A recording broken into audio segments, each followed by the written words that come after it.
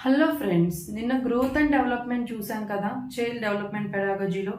ఈరోజు maturation and learning చూద్దాం. So maturation అంటే ఏంటి, లెర్నింగ్ అంటే ఏంటి, ఈరోజు ఈ టాపిక్ డిస్కస్ చేద్దాం. మన ఛానల్ ఇంకా సబ్స్క్రైబ్ చేయని వాళ్ళంటే సబ్స్క్రైబ్ చేయండి, లైక్ చేయండి. ఇలాంటి మరిన్ని వీడియోస్ కోసం ఈ ఛానల్ని షేర్ చేయండి. So let's start the topic. So what is meant by maturation and learning? Sufi at 8 months of age followed her mother crawling behind her. So Sufi అనే 8 నెలల పాపాయి వాళ్ళ అమ్మ ఆ అమ్మాయి వెనక పాకడం చూసింది. This was a moment of great happiness in the family. వాళ్ళ ఫ్యామిలీ అంతా ఆనందంగా ఉన్నారు, ఆ అమ్మాయి పాకుతుంది కాబట్టి. 8 నెలల చిన్నపిల్ల. All the family members clapped for her and hugged her. So ఆ అమ్మాయి మంచిగా పాకుతుంది కాబట్టి ఆ అమ్మాయిని అందరూ మంచిగా హగ్ చేసుకున్నారు. Do you know why she was able to crawl? So మీకు ఆ అమ్మాయి ఎందుకు పాకుతుందో తెలుసా? It was because her body was mature enough for this activity. So ఆ అమ్మాయి 8 నెలలకి ఏంటి పాకుతారు, అదే ఒక 1 month వాళ్ళు పాకలేరు కదా, నెక్స్ట్ వేరే వాళ్ళు కూడా పాకలేరు కాబట్టి ఆ అమ్మాయి పాకుతుంది. సో మెచ్యురేషన్ అంటే ఏంటి? పక్కన వాళ్ళని చూసి ఆ అమ్మాయి, చిన్న పాప 8 months అమ్మాయి, సో ఆ అమ్మాయి నేర్చేసుకుంది అనమాట పాకడం. Do you know why she was able to crawl? It was because her body was mature enough for this activity. So her age is mature to crawl. ఆమె 8 months అంటే పాకుతారు కదా, 1 month లేకపోతే బిలో 3 months పాకలేదు, just 3 months అట్లా గుర్తు పెడతారు, only identify చేస్తారు. కానీ 8 months అయితే పాకగలరు.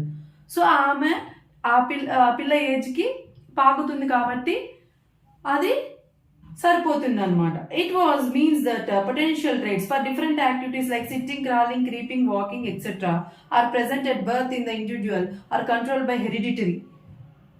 This unfolds itself as appropriate time. So particular ఏజ్లో పర్టికులర్ యాక్టివిటీ అనేది చేస్తారు.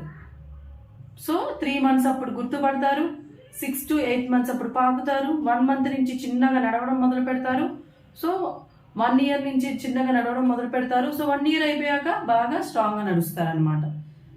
సో తలకాయ నిలబెట్టడం, ఇవన్నీ స్టేజెస్ ఉంటాయి కదా పిల్లలకి, మళ్ళీ పళ్ళు వస్తూ ఉంటాయి, అదొక ఏజ్ ఉంటుంది. So according to the age their activity also differs.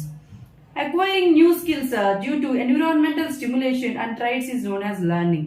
So what is meant by learning means acquiring new skills due to environmental stimulation and training. So పక్కన వాళ్ళు నేర్పించడం ద్వారా కానీ, లేకపోతే ప్రకృతి పరంగా, ఏజ్ పరంగా కొత్త కొత్త యాక్టివిటీస్ చేయడాన్ని లెర్నింగ్ అంటారు. Acquiring new skills due to environmental stimulation.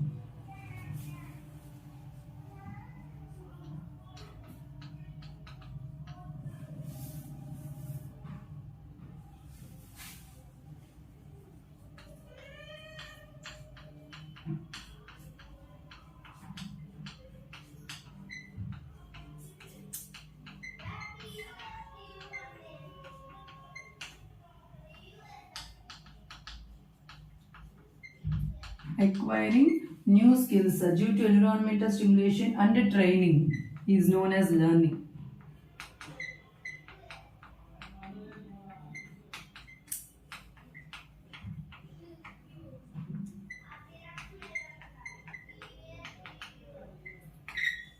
So acquiring new skills due to environmental stimulation and training is known as learning.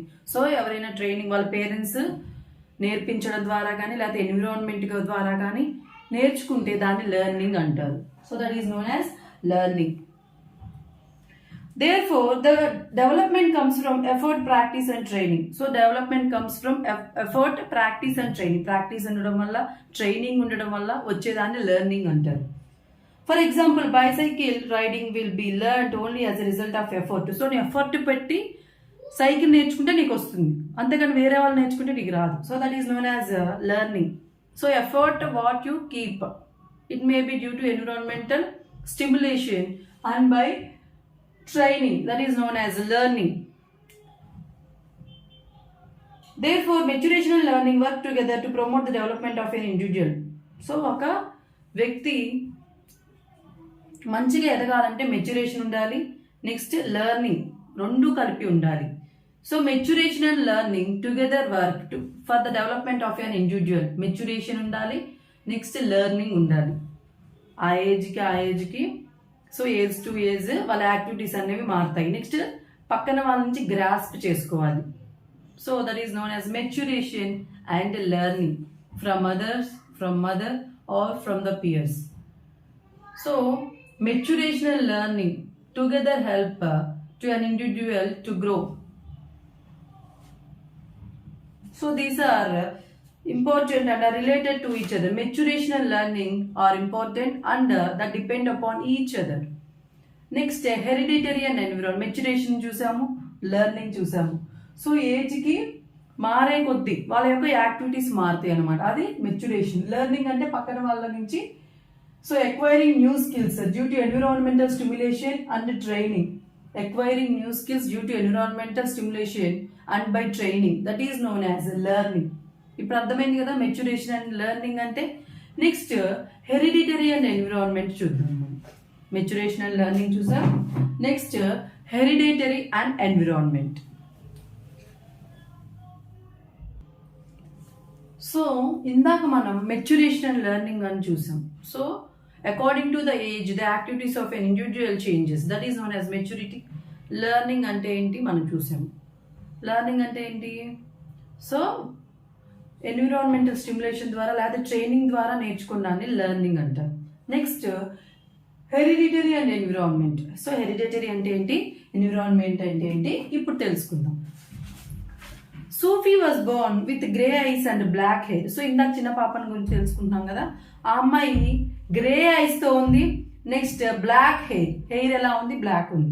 She inherited the colour of her ice from her mother and her hair is like father. So grey ice వాళ్ళ mother నుంచి వచ్చాయి, black hair వాళ్ళ father నుంచి వచ్చాయి. Hereditary అంటే parents నుంచి మనకి ఏం జీన్స్ వస్తాయో దాన్ని హెరిడిటరీ అంటారు. When we use the term inherited, it means the traits which Sufi was acquired from her parents and grandparents. So వాళ్ళ అమ్మమ్మ తాతయ్య దగ్గర నుంచి, లేకపోతే వాళ్ళ నాయనమ్మ తాతయ్య దగ్గర నుంచి, లేకపోతే వాళ్ళ ఫాదర్ మదర్ నుంచి ఏవైతే పోలికలు వస్తాయో దాన్నే హెరిడిటీ అంటాం. Nothing but heredity. సో ఏవైతే లక్షణాలు, లేకపోతే మనం బయట చూసే లక్షణాలు, కళ్ళు కానీ లేకపోతే ముక్కు కానీ ఏదైతే పేరెంట్స్ నుంచి లేదా గ్రాండ్ పేరెంట్స్ నుంచి వస్తుందో దాన్ని మనం హెరిడిటీ అంటాం. So the genes which we get from our forefathers or from our parents, that is known as heredity. This is called heredity. So the traits which we get from our parents or from the grandparents, that is known as heredity. It provides the basis for the development of a human personality. Heredity is what a person is born with. So ఏవే లక్షణాలతో మనిషి అనేవాడు పుట్టాడు. So జుట్టు ఎలా ఉంది, కళ్ళు father లాగానే చూడంగానే చిన్నప్పుడు చెప్పేస్తారు కదా, ఈ అబ్బాయి వాళ్ళ ఫాదర్ లాగా ఉన్నాడు, లేకపోతే ఈ అబ్బాయి వాళ్ళ మమ్మీ లాగా ఉంది, లేకపోతే వాళ్ళ గ్రాండ్ పేరెంట్ లాగా ఉన్నాడు అని చెప్తారు. That is nothing but heredity. So the traits which you get from our father or mother or from the grandparents. It is a specific combination of genes we inherit and is shown characteristics like height and certain habits. So కొంతమంది height గా ఉంటారు, అవి parents దగ్గర నుంచి వస్తాయి. వాళ్ళ father height గా ఉంటే హైట్ గా ఉంటారు, లేకపోతే వాళ్ళ గ్రాండ్ పేరెంట్ హైట్ గా ఉన్నా హైట్ గా ఉండొచ్చు. సో జీన్స్ అనేవి వంశపార్యపరంగా వస్తాయి. That is known as heredity. Parents of Nimat and Sufi were very affectionate to them. So Sufi వాళ్ళ పేరెంట్స్ చాలా ఎఫెక్షనేట్ గా ఉంటారనమాట, పిల్లల పట్ల ఆప్యాయతగా ఉంటారు. They always encourage them to explore their potential, serve as good role models. They provide them with good books to read and toys to play with. So మంచి మంచి books ఇస్తారు చదువుకోవడానికి, అలానే మంచి మంచి బొమ్మలు కనిపిస్తారనమాట. మంచిగా చదువుకోవడానికి టైం ఇస్తారు, మంచిగా ఆడుకోవడానికి కూడా వాళ్ళకి ప్రొవైడ్ చేస్తారనమాట things. Human and non human such as parents, family, friends, school, neighborhood, work place and socio-economic conditions to which the individual exposed since birth. These factors influence development of an individual. So ఎట్లా మీ యొక్క friends కానీ, మీ యొక్క family members కానీ, మీ యొక్క neighbours, మీరు ఎవరితో ఉంటున్నారు అనేది మీ యొక్క వ్యక్తిగతం మీద ఆధారపడుతుంది అనమాట, వ్యక్తిగత జీవన శైలి మీద. ఒకవేళ మీరు మంచి ఎన్విరాన్మెంట్లో ఉంటే మీరు మంచిగా ఉంటారు సొసైటీలో, అలా కాకుండా ఇంకా వేరేలాగా ఉన్నారంటే మీ బిహేవియర్ కూడా చేంజ్ అవుతుంది. So that depend upon your parents and your peers and as well as your neighbours, the society which you are living. That depends upon all these factors that reveals your behavior. So నీ behaviour మంచిగా ఉందంటే నువ్వు మంచి family నుంచి వచ్చినట్టు, అలానే మీ friends కానీ మంచి ఫ్రెండ్స్ ఉన్నట్టు. So that's what they are telling. These factors influence the development of individual. The child's capabilities by hereditary, but capabilities depend upon opportunities in the environment. For example, if a child has inherited a talent for music, that talent cannot be developed unless the opportunities in the form of training in music are provided. So ఒక వ్యక్తికి music అంటే చాలా ఇష్టం, music ఇష్టం అనగానే సరిపోదు కదా, దానికి తగ్గట్టు ట్రైనింగ్ తీసుకోవాలి. You have to take some training. You have to take training to get well versed in the music. Music లో మంచి ప్రావీణ్యం సాధించాలంటే ముందు ట్రైనింగ్ తీసుకోవాలి. Training is also very important for an individual. It is therefore important that the children are given a chance to explore their potential and nurture their talent. So వాళ్ళకి ఏది interest ఉంటే అది వాళ్ళని చదువుకోవాలి. ఫర్ ఎగ్జాంపుల్ స్టడీస్ ఇంపార్టెంట్ అని చెప్తున్నాను, కానీ వాళ్ళకి మంచిగా చెస్లో వాడు ప్రావీణ్యం సాధించాలనుకుంటున్నాడు. సరే, వాడికి చదువు ఇష్టం లేదు, ఎక్కువ చెస్ అంటే ఇంట్రెస్ట్, ఇంకా చెస్ మీద మీరు కాన్సన్ట్రేట్ చేసుకోవాలి, వాడి యొక్క అభిరుచులు అనేది తెలుసుకోవాలన్నమాట. సో వాడికి చెస్ అంటే ఇంట్రెస్ట్, ఇంకా దాంట్లో ప్రావీణ్యం సాధించడానికి పేరెంట్స్ కూడా చాలా హెల్ప్ చేయాలి.